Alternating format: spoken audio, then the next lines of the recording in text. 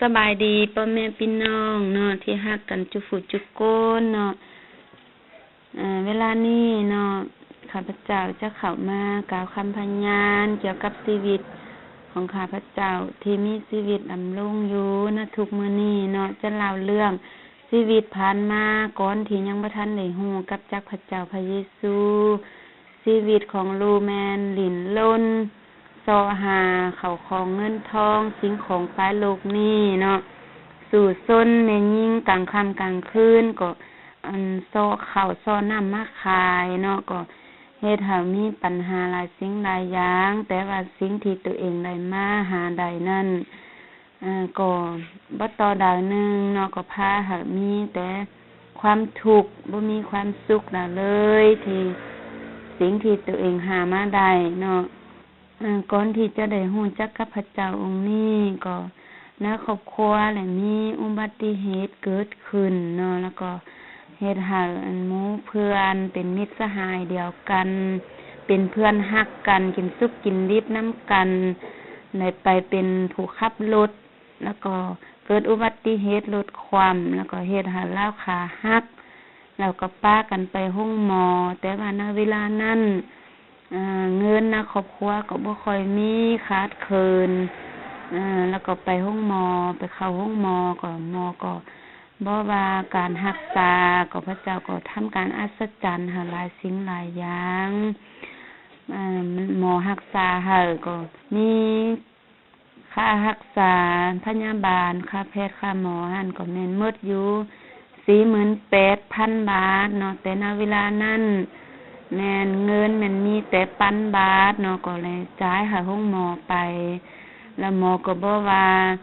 ภายใน1 เดือนจงหาให้มาทดแทนหาได้แต่บังเอิญก่อนจะกลับบ้านกลับเรือนก็มีผู้หญิงคนหนึ่งได้เดินเข้ามาในชีวิตของลูกเล่าเรื่องข่าวประเสริฐเรื่องของพระเยซูให้ฟังว่าทุกคนที่มีความเชื่อในพระเยซูทรงโปรดให้พ้นได้พ้นจากความทุกข์พ้นจากอำนาจของผีมารซาตานพ้นจากการเจ็บไข้ได้ป่วยแล้วก็อยู่ต่อมากลับมาหอมาเฮือนก็มีแต่ไหว้วอนอธิษฐานขอให้พระเจ้าว่าถ้ามีจริงขอให้พระเจ้าเมตตาขอให้พระเจ้าช่วยเหลือให้ชีวิตและครอบครัวของลูกได้พ้นจากหนี้จากสินขอให้พระเจ้าเยซูจงช่วยเหลืออาการหายดีไวๆเนาะแล้วก็หลังจากนั้นกลับมาเฮือนอยู่ได้1 เดือนก็โซหาเงินได้ประมาณ 20,000 กว่าบาทเพื่อจะไปท่อกาห้องหมอแต่ก่อนนี้ไปก็ได้อธิษฐานกับพระเจ้าว่าขอให้พระเจ้าจงดลใจให้หมอผู้ที่รักษานั้นช่วยเหลือพ้นภัยให้เนาะแล้วก็เมื่อไปถึงห้องหมอแล้วก็หมอก็บอกว่าห้องจื้อเข้าไปกวดว่าโอ้ดีเป็นปกติเนาะแล้วก็หมอก็พาหาว่าไปสำระเงินเพื่อทดแทนการใช้จ่ายทั้งห้องหมอเมื่อไปฮอดแล้วก็หมอก็ห้องจื้อว่าจงสำระเงินเสียค่าจ่ายเพียงแต่50 บาทแล้วปิกบานได้แล้วก็หมอก็จะบ่นัดตื่นต่อไปแล้วก็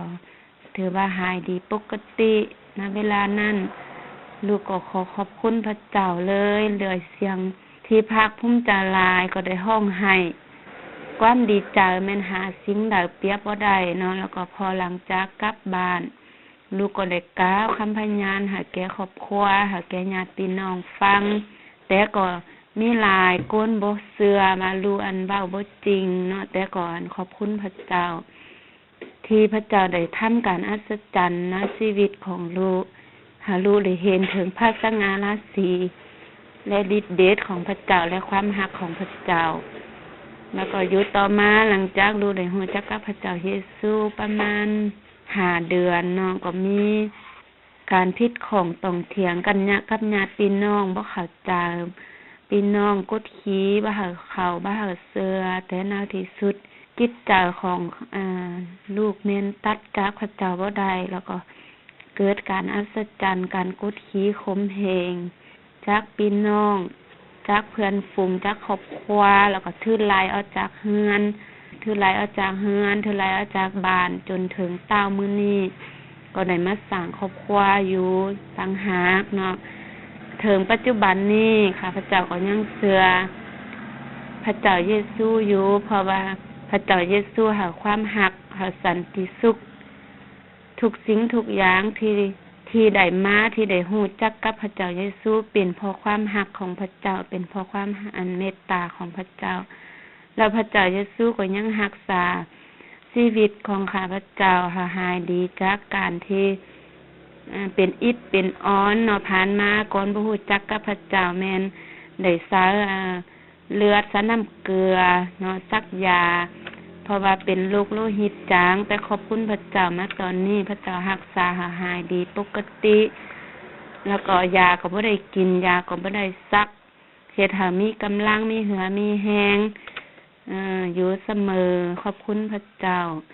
แล้วก็ยังมีหลายเรื่องเนาะต่อไปก็เล่าสู่พี่น้องฟังเนาะพระเจ้าอวยพรทุกคน